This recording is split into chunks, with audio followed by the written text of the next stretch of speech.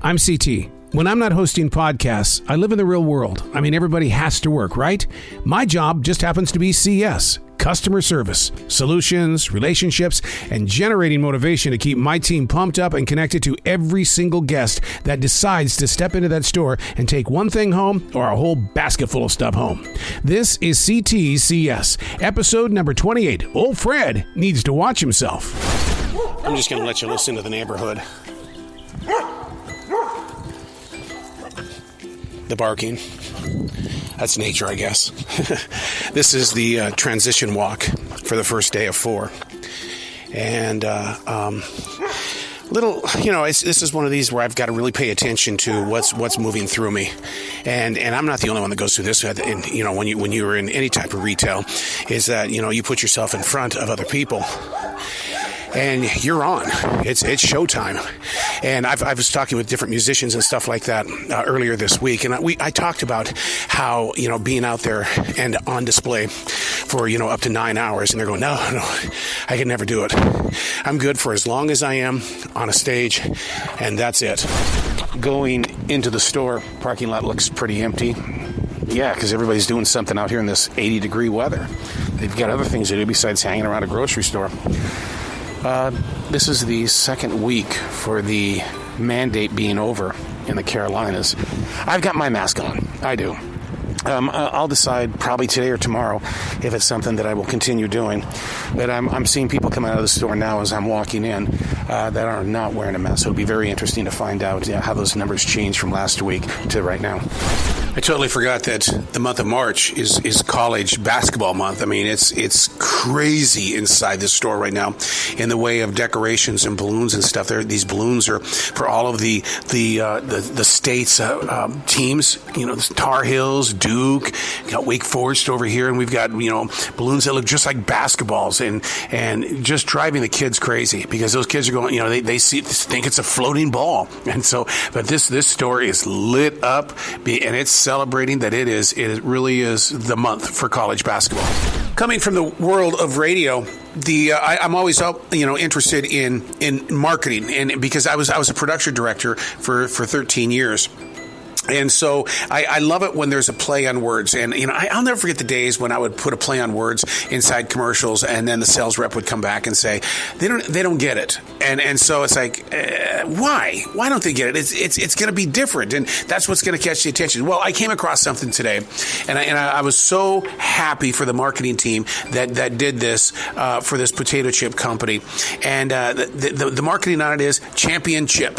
Not championship, but championship. That I like. That's a play on words, man. People dig that kind of stuff. I have to keep telling myself that my name is not on the store. My name's not on the store. So there are certain things and little pet peeves that really get to me. And one of them is the enormous amount of dogs that people bring into the store.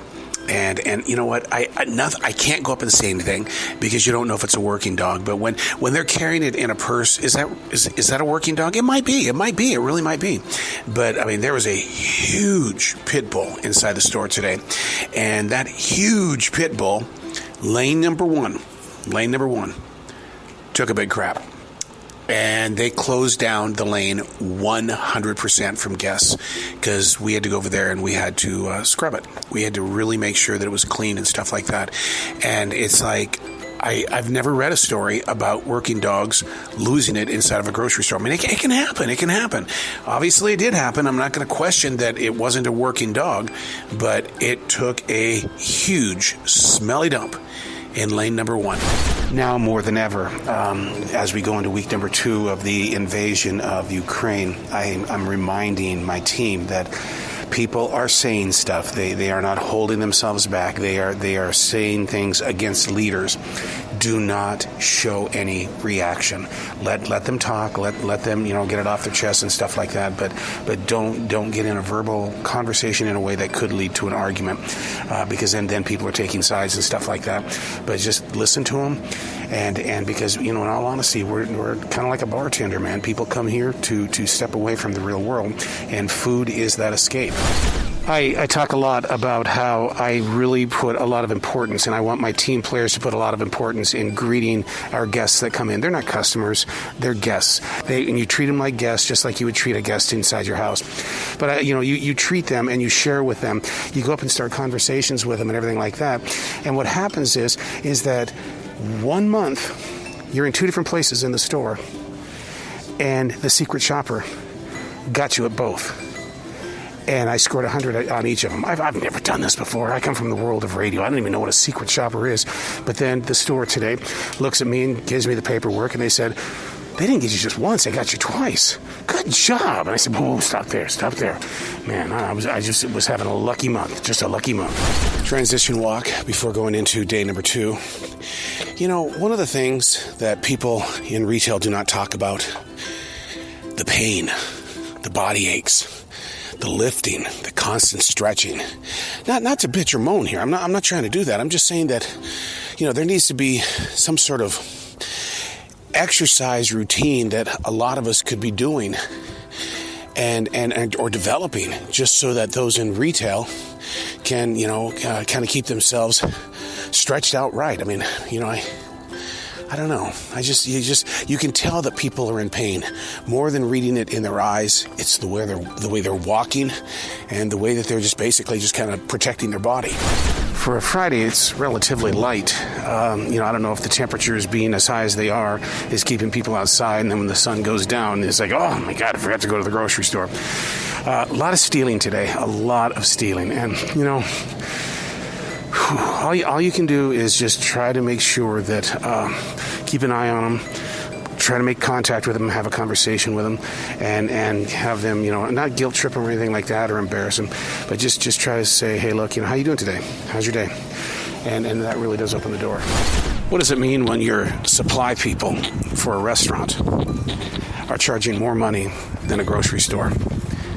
That means that the restaurants are coming to the grocery store to buy a lot of food. There was a family restaurant that came in last night and grabbed as many mushrooms and cheese as they possibly could because their supplier was charging astronomical amounts of money. And then today, a Chinese restaurant comes in and buys $1,384 worth of chicken. And he said, he told me, he says, I can buy it here cheaper than from my supplier. And, I think that might be one of the reasons, might be the cost of fuel. And the supplier is just, passing the expenses on to the restaurants and stuff like that. But it's kind of like it's just really bizarre that suddenly grocery stores are becoming the suppliers. I don't know. It just might be me. But when someone says, I'm gonna come back and I'm gonna pay for this food, and they don't show up, let's say in 30 minutes, the food's got to go back. And today, 10 minutes after the food was put up front, because they had Apple Pay. We don't take Apple Pay, and so they said, I'll be back. And then 10 minutes becomes 15 minutes, and the thing that really got me and I think started sickening me really quickly was the fact that was sushi that was no longer in a cooler, in a cold place. And it was like, okay, you know what, we just lost money on that sushi, because there's no way that is going back into the sushi area. It's going in the trash. I'm going to be very open and honest with you, and hopefully this doesn't make me come across as a curmudgeon of sorts or just maybe a jerk.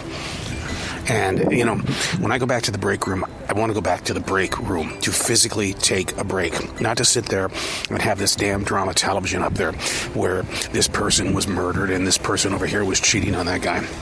And the other employees are sitting there just watching him. It's just like, damn it, I need to take a break. And that's what that's supposed to be. And I know when I'm in there alone, I don't have any TV on and stuff, but that's my sickness, because that's the way I am when I'm at home, is that, there's no TV on, there's no radio on, there's nothing on, because I'm taking a mental break. If you listen carefully, that's the hawk.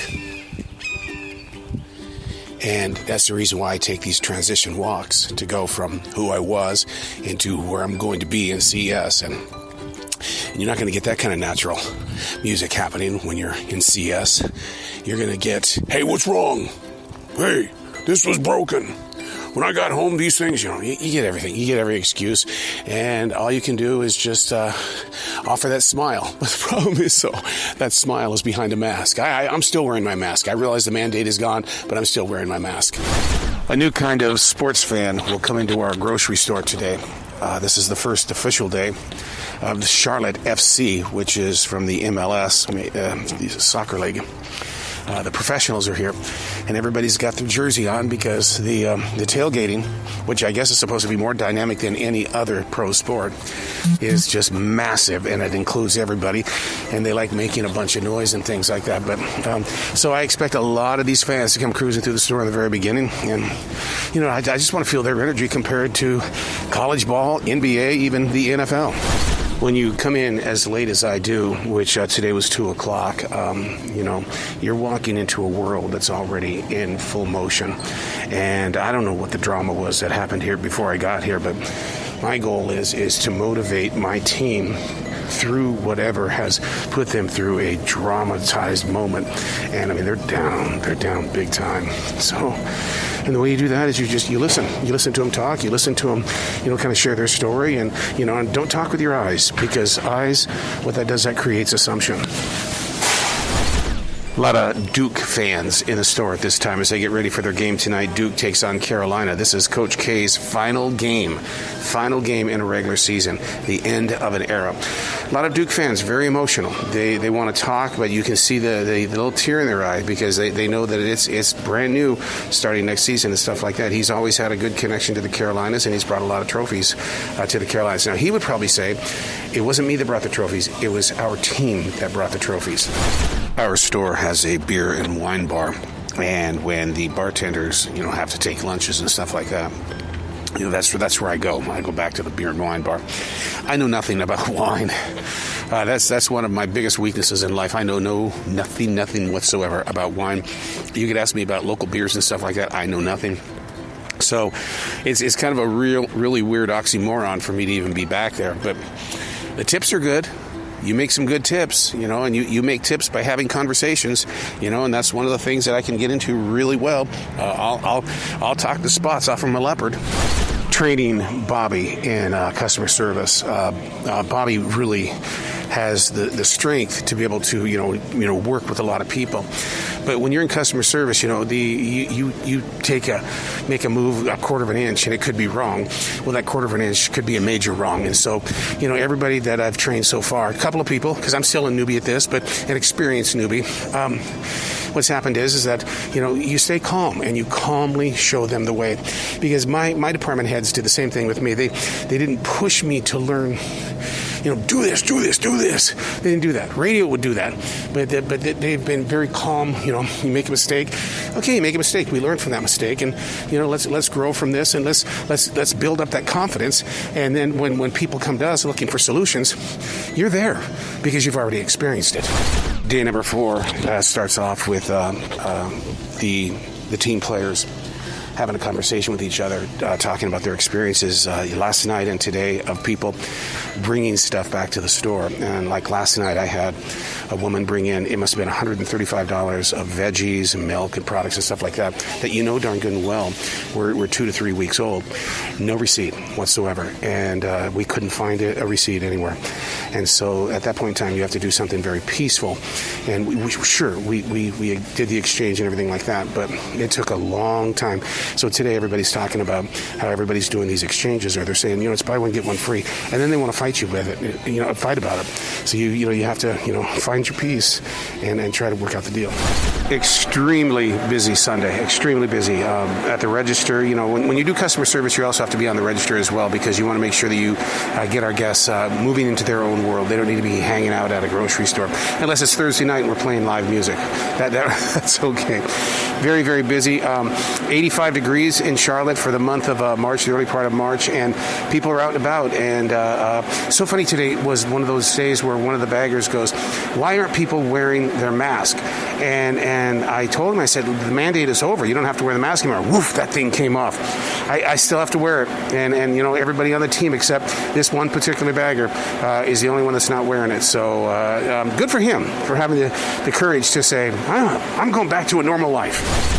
sometimes you want to talk the truth to those that are visiting your store when they say, hey, how's it going? Well, baby back ribs, it's buy one, get one free, but it's ringing up at $25.25. And I'm sick to my stomach about the way that it's a big possibility that when they get home, they're going to realize it wasn't buy one, get one free, that they were charged $25 for something that should have been $12. And you do want to be honest and stuff with them, but at the same time, it's one of those where you just kind of say, hey, I'll tell you what I've seen today.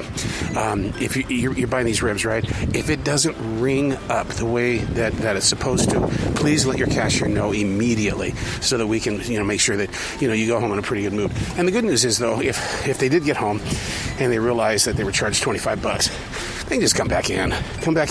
We'll refund you the money. I'm going to document something here. I want you to hear this, okay? We talked about this guy before. What's going on, Clarence? Milk. You here for milk? I got milk. Got your milk? Did you get your cereal? I got cereal yesterday. Well, it's nice seeing you, Clarence. Good to see you, Clarence. All right, buddy.